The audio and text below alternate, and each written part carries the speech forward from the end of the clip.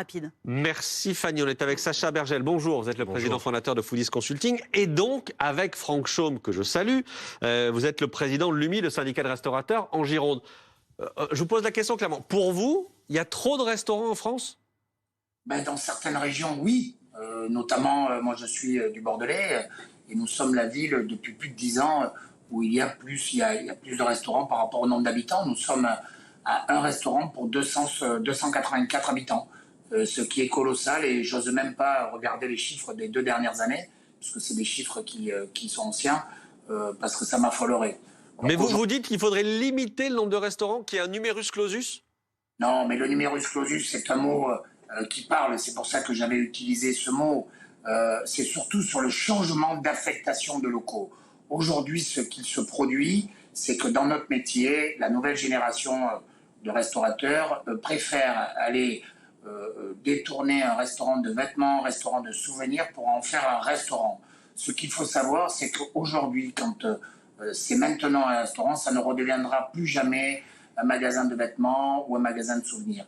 Donc bien évidemment qu'il y a une surpopulation de nos établissements. Et puis je crois surtout qu'il faudrait qu'on arrive à encadrer maintenant cette accessibilité à devenir chef d'entreprise dans la restauration. Ah, alors ça c'est un sujet. Pardon, on va en parler effectivement. Mais Sacha Bergel, vous diriez qu'il y a trop de restaurants par endroit ? Écoutez, moi je dirais pas qu'il y a trop de restaurants, même si c'est vrai qu'on a énormément de restaurants dans le pays.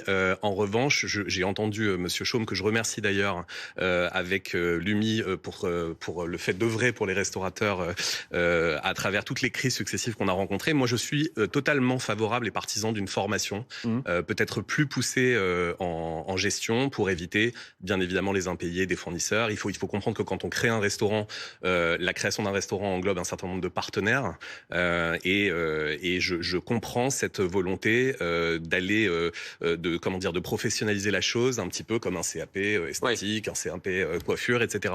Je suis un peu plus sceptique, mais j'en parlerai avec plaisir avec Monsieur Chaume. Je suis un peu plus sceptique sur le numerus clausus des restaurants parce que je me demande, et ma question est sincère, si ça ne va pas freiner la liberté entrepreneuriale d'un certain nombre de nos concitoyens qui sont en grande majorité de vrais passionnés par leur métier. Et puis je pense qu'il faut quand même rappeler qu'il y a quand même beaucoup de restaurants dans ce pays qui continuent à fonctionner et qui fonctionnent très bien, Dieu merci. Fonctionné. Voilà. Franck Chaume, vous étiez en train de dire que, et peut-être que vous êtes d'accord sur ce sujet-là, mais que d'une certaine manière, le problème c'est que tout le monde peut s'improviser restaurateur aujourd'hui ? Oui, je crois qu'aujourd'hui, je ne vais pas dire que les émissions de télé nous desservent parce qu'on était bien d'en avoir et surtout que ça promotionne bien notre métier, mais je crois qu'aujourd'hui, nous avons 66 millions de critiques culinaires. C'est-à-dire qu'aujourd'hui, déjà dans nos établissements, nous sommes critiqués, mais de la même manière, nous avons 66 millions de gens qui pensent être capables de tenir un restaurant. C'est un vrai métier, vous savez, déjà dans ce métier, il y a plusieurs métiers à l'intérieur. Il faut être acheteur, il faut être commerçant, il faut être RH, il faut être gestionnaire, il faut être tout un tas de multiples métiers dans un seul.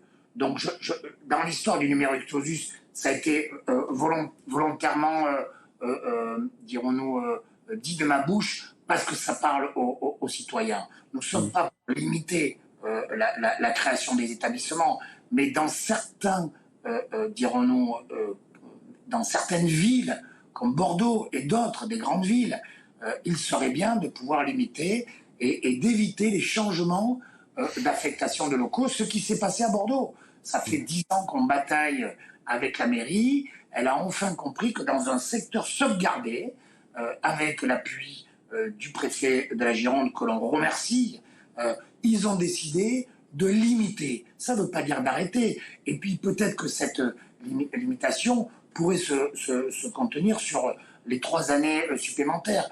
Je crois qu'aujourd'hui, quand on dépose le bilan, et là aussi je remercie le président du tribunal de commerce de Bordeaux qui souhaite me rencontrer le 10 juin. S'il veut me rencontrer, ça fait 15 ans que je suis au syndicat, c'est parce qu'il y a une alerte rouge.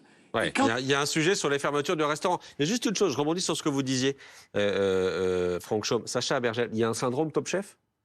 C'est-à-dire qu'il y a tellement d'émissions de télé et on a tellement tous envie de cuisiner que certains se disent « Allez, je me lance, je vais devenir restaurateur aussi ». Oui, vous avez raison. Je pense qu'il y a un peu de ça. Moi, c'est ce que j'ai l'habitude d'appeler la génération Top Chef. On a toute une génération justement d'entrepreneurs en herbe dans la restauration qui créent un concept, qui veulent effectivement porter par les émissions de télé, réalité culinaire, etc., qui ont envie d'avoir leur restaurant. Et Monsieur Chaume l'a très bien rappelé, c'est un vrai métier. C'est un vrai métier et assez global et complet. Il faut être assez pointu et bon partout, notamment par les temps qui courent pour pouvoir tenir dans la durée. Et c'est vrai que, encore une fois, je pense que beaucoup de restaurateurs n'ont peut-être pas encore les clés, notamment en termes de management, parce que c'est vrai que là, on est vraiment sur un sujet peut-être plus managérial, plus financier. On prend le risque, effectivement, si on n'est pas assez bien formé, de faire, on va dire, plonger d'autres partenaires avec soi, et je pense que c'est un risque effectivement qu'on peut limiter, notamment par la formation. Et j'entendais tout à l'heure chez nos camarades d'RMC un restaurateur qui témoignait en disant « Écoutez, mon voisin coiffeur a besoin d'un diplôme pour s'installer, restaurateur, pas besoin de diplôme ». Oui, tout à fait, tout à fait. Je pense que ce serait une excellente solution et un bon remède aux maux que la profession traverse en partie. Bon, je vais passer mon diplôme d'abord avant de me lancer. C'est un bon conseil. Merci à tous les deux, Sacha Bergel et Franck Chaume, d'avoir été en direct ce matin dans ce live. La suite du live, justement, dans un instant, on va reparler de ces mains rouges. Vous vous souvenez, taguées la semaine dernière sur le mémorial de la Shoah à